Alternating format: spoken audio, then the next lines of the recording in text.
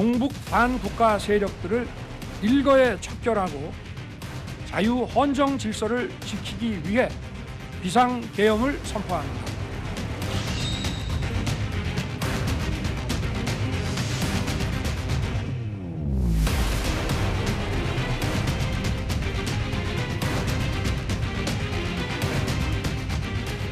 찬성 190인 중 찬성 191로서 비상계엄 해제 요구 결의안은 가결되었음을 선포합니다.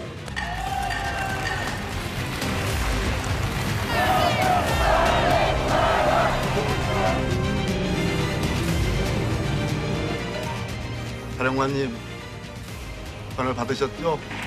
의결 정족수가 아직 안 채워진 것 같다.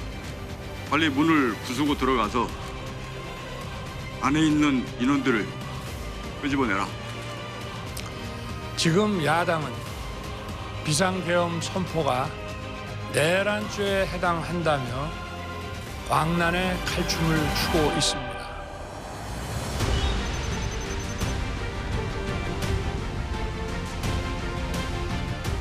대통령 윤석열 탄핵 소추안은 가결되었음을 선포합니다.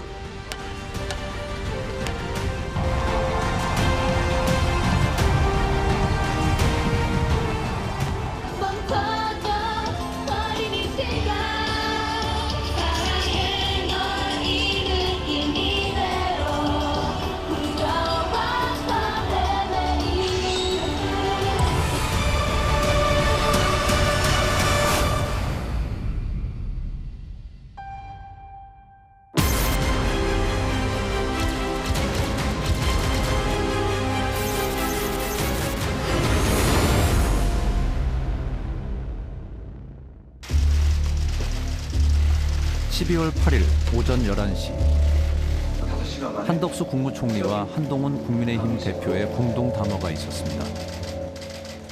국민의힘 당대표와 국무총리의 회동을 정례화하겠습니다.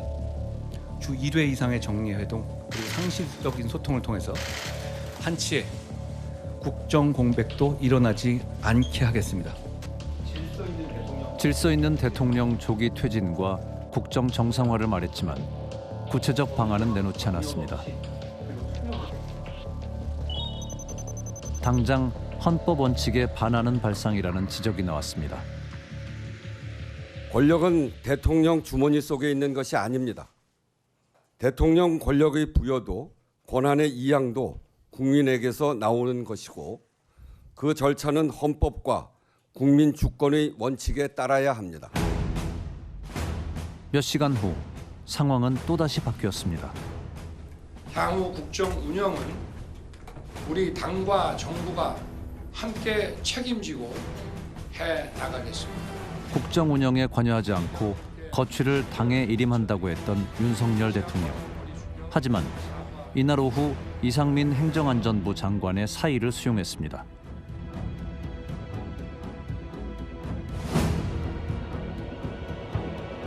이번 비상계엄 선포는 위헌적이고 불법적인 행위입니다. 문제는 뭐냐면 이 탄핵을 추진했을 때 발생할 수 있는 국민적 분열과 혼란입니다. 그냥 탄핵을 지지하는 사람도 있을 것이고 또 탄핵을 반대하는 국민도 있는 것들이거든요. 이번 탄핵 심판 과정에서 우리가 지지하는 사람과 반대하는 사람끼리 거리에서 충돌하는 일은 꼭 막아야 됩니다. 이날부터 비상계엄 연루자들에 대한 수사도 본격화됐습니다. 비상계엄 사태가 벌어진 지 닷새 만인 12월 8일 새벽 1시 30분 서울중앙지검에 자진 출석해 조사를 받고 있다는 김용현 국방부 장관이 검찰 비상계엄 특별수사본부에 자진 출석해 조사를 받았습니다. 김 장관은 12.3 비상계엄을 건의했고 계엄 당시 군의 각종 지시를 내렸다는 주장이 잇따랐기 때문입니다. 이어서 검찰은 아침 8시경 김 장관을 긴급 체포하고 휴대전화를 압수했습니다. 이날 오전 11시경 국방부는 12.3 비상계엄 당시 국회와 선거관리위원회에 병력을 파견한 방첩사령부 소속 장성 2명에 대해 직무를 정지했다고 밝혔습니다. 지난 12월 5일 국회 국방위원회에서 제기된 요구가 수용된 것이었습니다. 지금 보니까 뭐 장관은 이미 도망간 것 같고 특전사령관, 수방사령관, 방첩사령관은 해당 군 지휘관인데 이거에 대한 직무 정지를 참모총장이 할 수 있어요? 차관이나 참모총장이? 대통령이 하지 않아도? 예, 직위 해제까지는 아니어도 직무 정지는 시킬 수 있을 거 아닙니까? 네, 장관의 권한에서 만약 그 관련 사항이 직무정지에 해당되는 사항이 이거 빨리 해야지 이사 가능하다고 봅니다. 검찰의 움직임과 별개로 경찰 국가수사본부도 비상계엄 특별수사단을 꾸려 12.3 비상계엄 수사를 진행할 것이라고 밝혔습니다. 검찰은 김용현, 여인형 등 계엄 관련 주요 용의자들의 신병 확보에 주력했고 경찰은 경찰 내부와 대통령실 압수수색에 나섰습니다. 이렇게 비상계엄 수사가 검찰과 경찰 국가수사본부, 고위공직자 범죄수사처 등으로 나뉘어 진행되자 수사 혼선에 대한 비판이 제기된 건 당연한 일이었습니다. 이후 경찰과 공수처, 국방부 조사본부는 공조수사본부를 출범시켜 합동수사에 나섰습니다. 수사는 그 범위가 점차 넓어져 수사기관이 수사 대상이 되는 등 파헤칠수록 비상계엄 관련자가 확대되는 양상을 보였습니다. 검찰이 피의자 윤석열 대통령과 이상민 전 행안부 장관의 내란 혐의 사건을 검찰과 경찰, 공수처로 나뉘어 진행되면서 혼선을 빚던 계엄 수사는 공수처로 일원화되면서 탄력을 받게 됐습니다.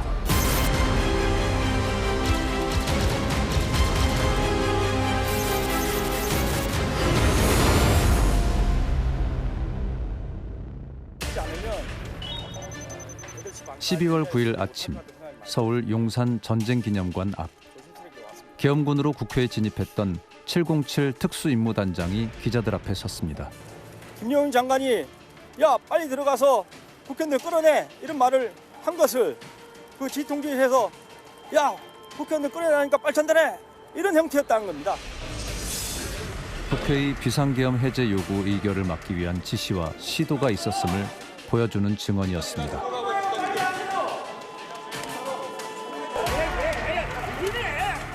이날 국회 사무처는 12.3 비상계엄 당시 국회에 투입된 계엄군의 난입 상황과 피해 상황에 대한 철저한 수사를 촉구했습니다.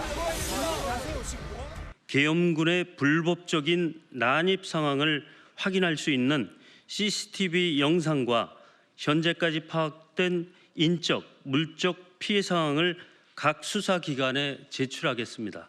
비상계엄 사태를 수사 중인 검찰과 경찰이 이상민 전 행정안전부 장관을 출국 금지 조치했습니다.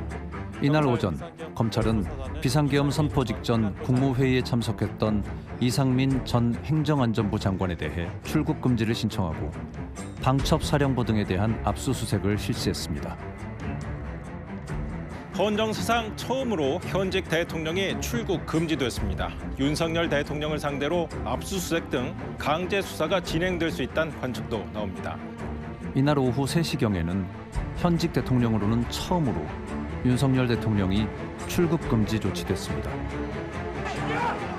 고위공직자 범죄수사처는 비상계엄 사건과 관련해 윤 대통령에 대한 출국 금지를 신청해 법무부의 승인을 받았다고 밝힌 겁니다.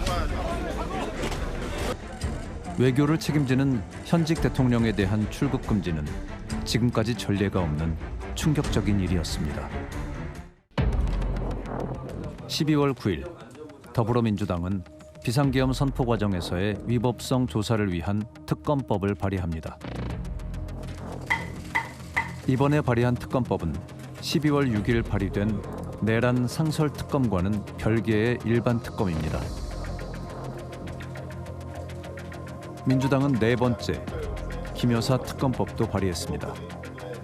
김여사 특검법은 앞서 3차례 본회의를 통과했으나 윤 대통령의 제2요구권 행사로 국회에 다시 돌아와 부결, 폐기되는 수순을 밟았습니다.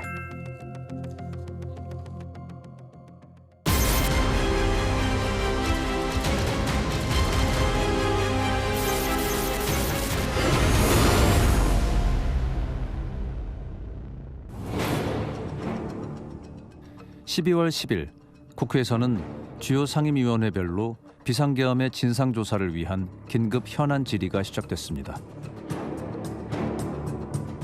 특히 국방위에서는 비상계엄 사태의 진상을 밝힐 의미 있는 증언들이 이어졌습니다.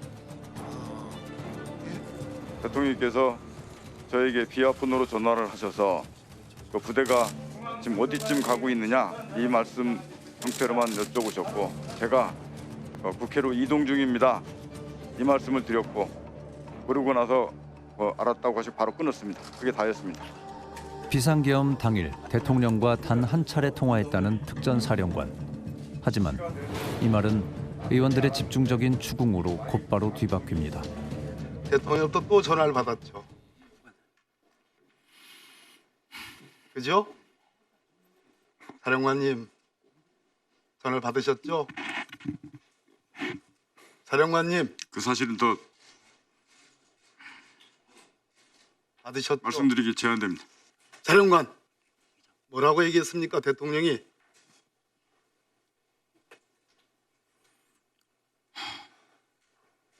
말씀드리기 제한됩니다. 결국 사령관 추궁과 질책 끝에 특전사령관이 한 증언은 듣는 사람들의 귀를 의심하게 하는 것이었습니다.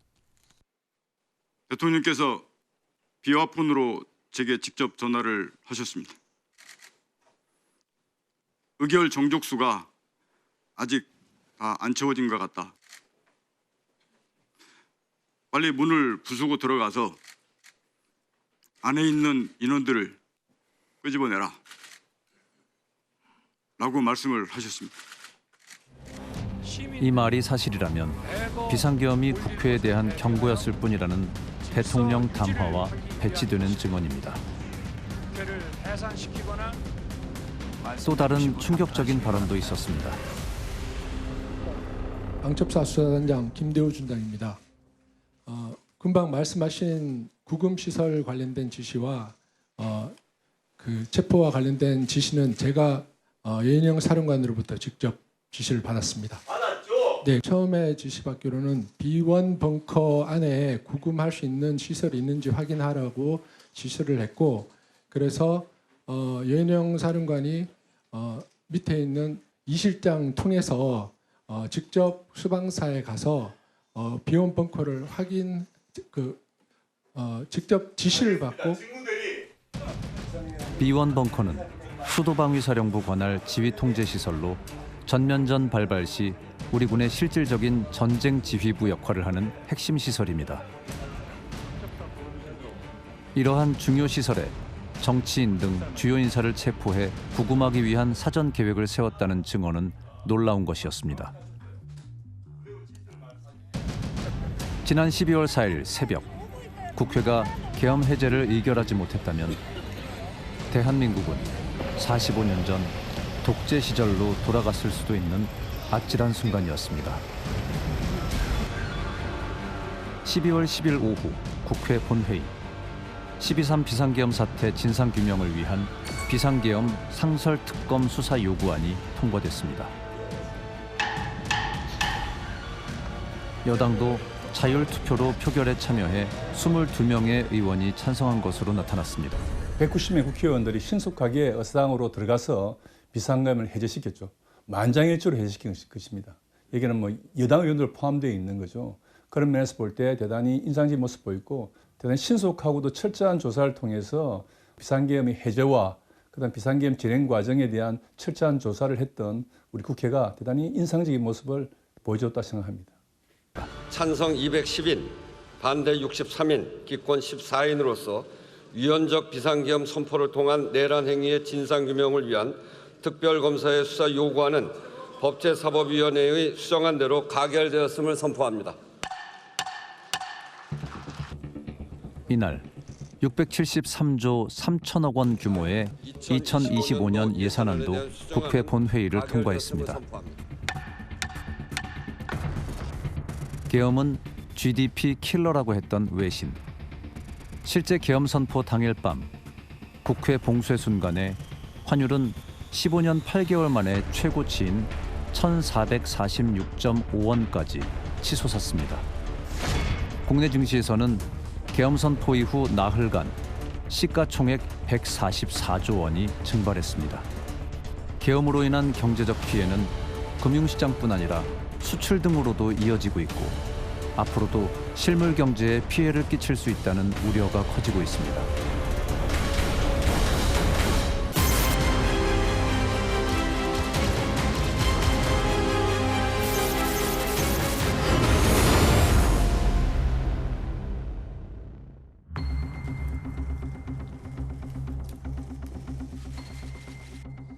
(12.3) 비상계엄 사태에 대한 국정조사를 추진하겠습니다.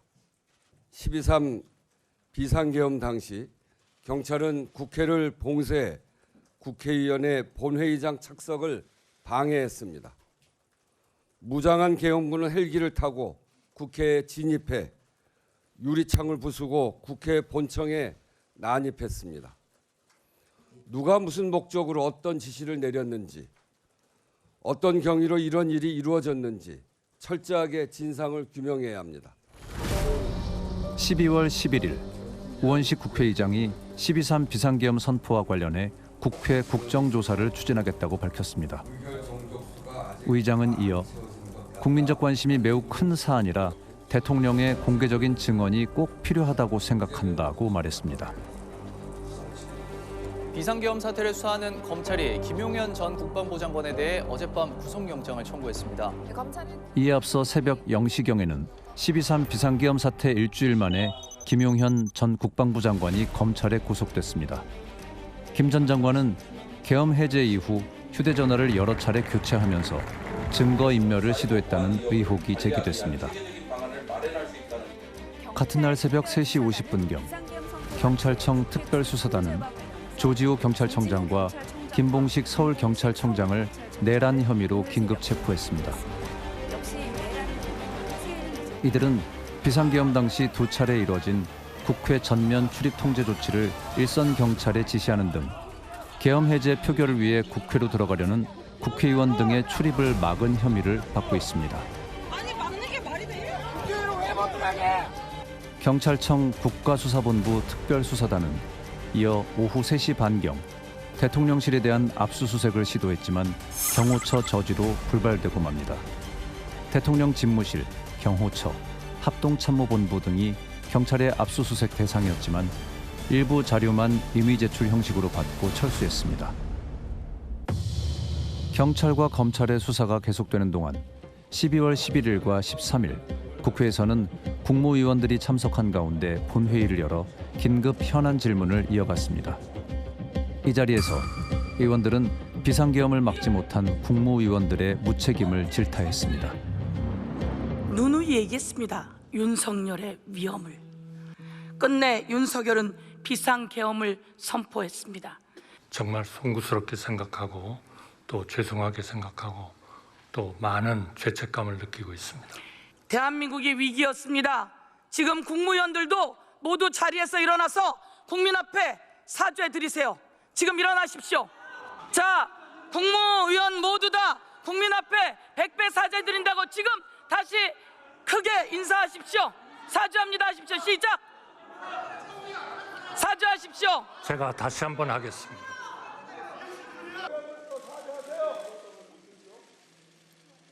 비상계엄의 위헌성을 두고 공방이 벌어지기도 했습니다. 그러면 1997년 대법원 판례를 보면은 비상계엄은 고도의 정치행위, 통치행위로 보고 있습니다. 알고 계십니까? 그런 의견도 있는 것으로 알고 있습니다.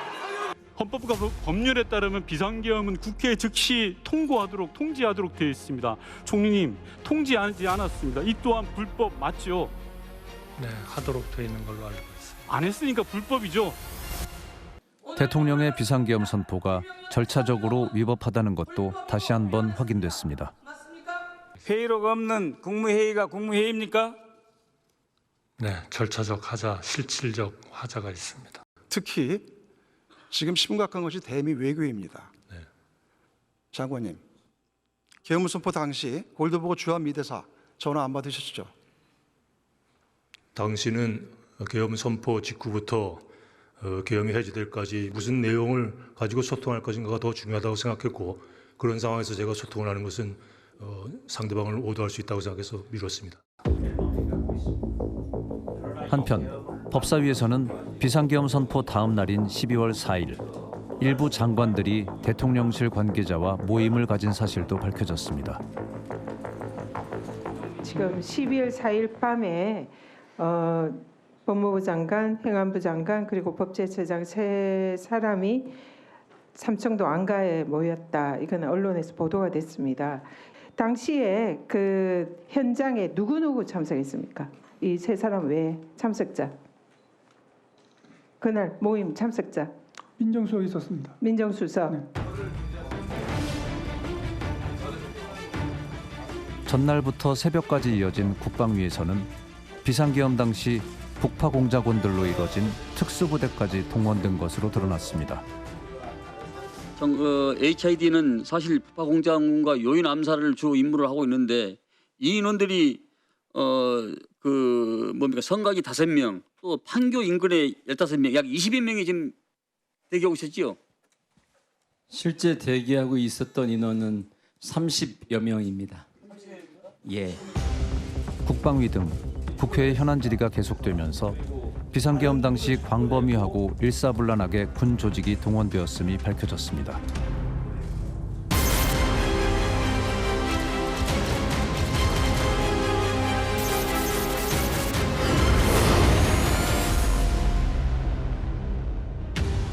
지금 야당은 비상계엄 선포가 내란죄에 해당한다며 광란의 칼춤을 추고 있습니다. 12월 12일 12.3 비상계엄 선포 사태 이후 칩거에 들어갔던 윤석열 대통령이 오랜 침묵을 깼습니다. 윤 대통령은 격한 어조로 국회와 야당을 비난하는 담화를 발표했습니다. 도대체 2시간짜리 내란이라는 것이 있습니까? 질서 유지를 위해 소수의 병력을 잠시 투입한 것이 폭동이란 말입니까? 하지만 계엄군의 차량을 맨몸으로 막아서고 위험한 상황에서도 직접 촬영한 영상을 SNS에 실시간으로 공유한 시민들. 무고한 시민들과의 유혈 충돌을 피하려 노력했던 군 장병들이 없었다면 과연 이 계엄이 2시간 만에 끝날 수 있었을까요?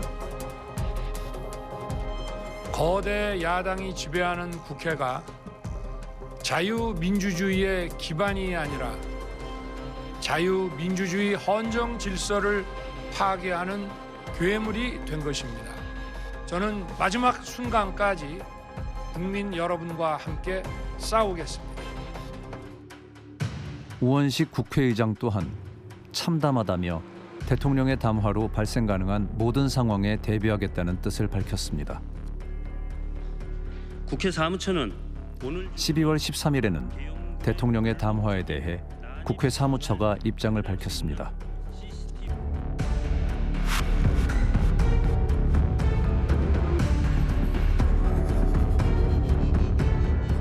또 질서 유지를 목적으로 300명 미만의 병력을 투입했다고 했지만 실제로는 2,200명 이상의 경찰과 군인이 투입된 것으로 파악된다고 밝혔습니다.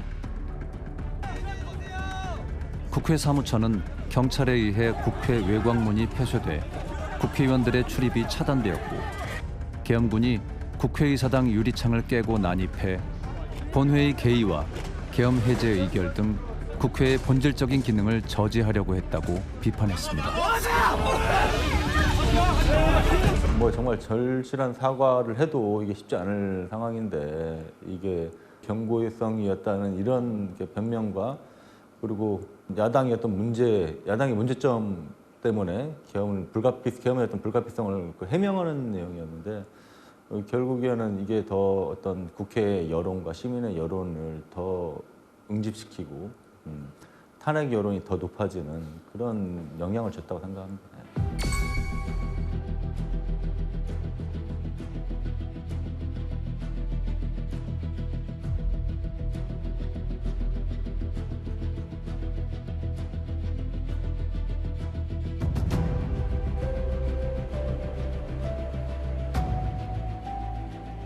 탄핵은 고위공무원이 직무상 중대한 비위를 범한 경우에 국회가 소추하여 파면하는 것을 말합니다.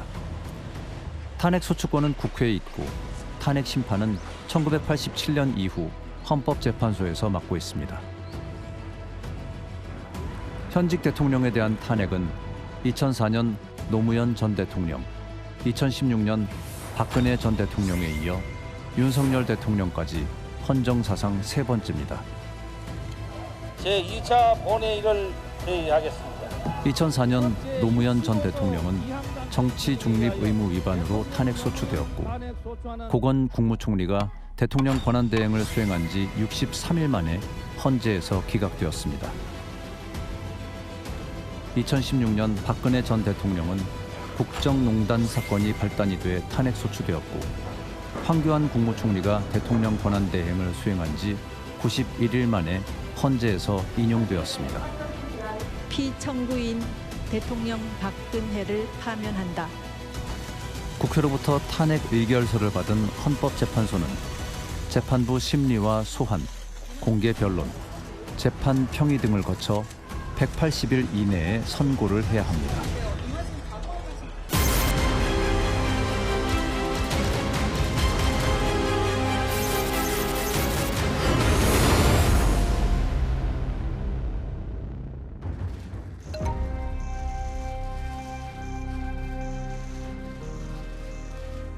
나라의 주인인 국민에게 총칼을 들이댄 권력자는 단 1분 1초도 국민을 섬기는 1호 모습 대통령의 자리에 앉아 있어서는 안 된다는 것입니다.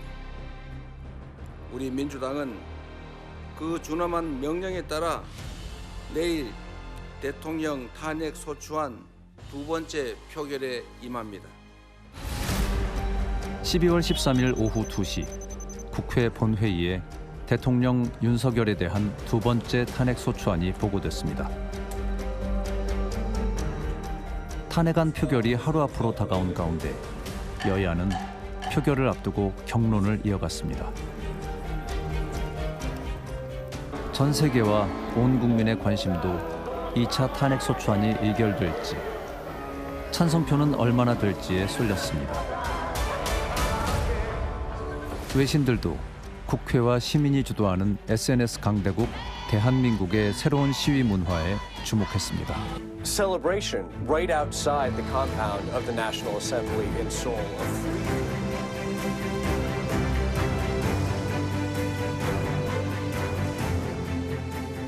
영국 언론 가디언도 K-팝의 춤과 노래, 비폭력과 연대의 새로운 시위 문화가 한국의 민주주의를 지켰다고 호평했습니다. 그래서 저 나가봤어요.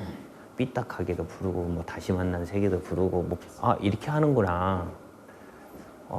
그러고 나서 쳐다보면서 제가 들었던 게 그 젊은 친구들을 보면서 고마움. 국가적인 문제, 사회적 문제에 대해서 나왔다는 거. 근데 그것도 자기들의 방식으로 투쟁의 방식을 응원의 문화를 만들어서 즐기는 거예요. 그래서 그걸 할 수 있다는 거 보여주면서 대단히 고맙고 신구 세력 간의 정치적인 공감 이게 좀 만들어져서 너무나 감사한 일이었다고 저는 생각을 해요.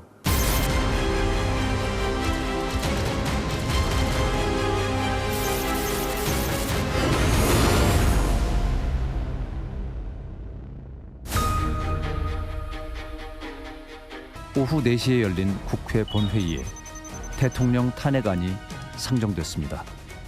의석을 정돈해 주시기 바랍니다. 의사일정 제1항 대통령 윤석열 탄핵 소추안을 상정합니다. 12.3 비상계엄 내란 사태로 무너진 헌정 질서를 바로 세우는 것이 국회의 책무입니다.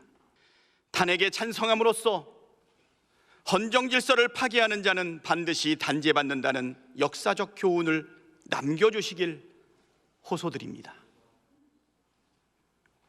탄핵에 찬성함으로써 대한민국의 모든 권력은 국민으로부터 나온다는 헌법 정신을 실현해 주시길 호소드립니다. 탄핵에 찬성함으로써 대한민국의 민주주의가 굳건하다는 점을 세계 만방에 보여주시기를 호소드립니다.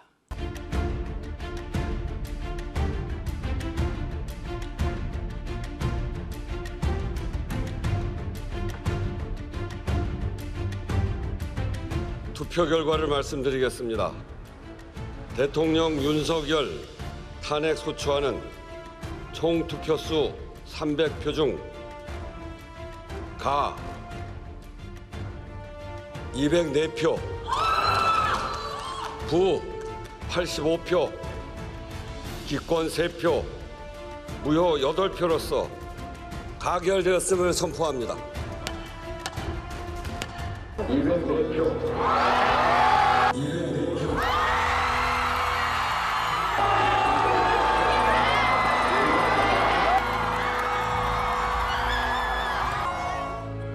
대한민국의 미래는, 우리의 희망은 국민 속에 있습니다. 희망은 힘이 셉니다. 국민 여러분, 고맙습니다.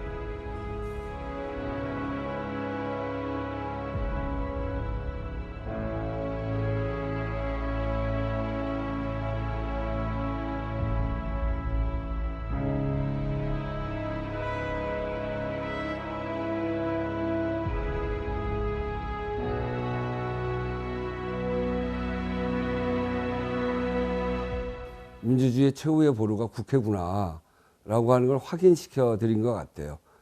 좀 황당한 경험이지만 이 비상계엄이라는 게 또 다른 면에서 보면 세계가 다 황당해하고 대한민국의 참 민주주의가 허약한가 이렇게 생각했는데 역시 대한민국의 민주주의 회복력이라는 게 굉장하구나.